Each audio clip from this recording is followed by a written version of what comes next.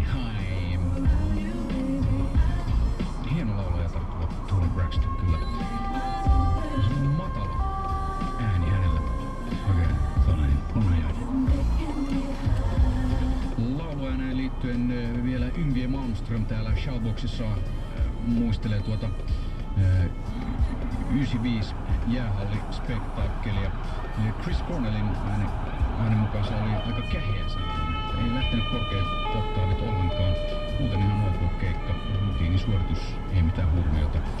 Mutta on kyllä näihin livekeikkoihin liittyen aina yksi sellainen jännityksen aihe, että onko laulajan ääni kunnossa, lähteekö ääntä.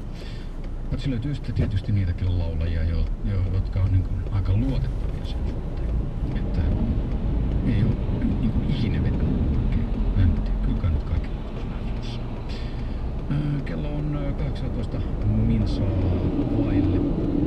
vaille 5. Käydään nyt pikku breikillä ja sen jälkeen uusi Stigin sinkku soitossa.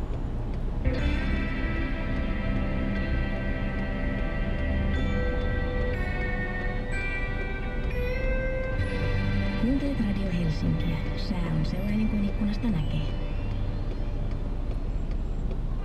Tutustu nyt suosikkilaulaja Kari Lampikallion uutuussingleen Sylisi lämpöön osoitteessa sylisilampoon.fi.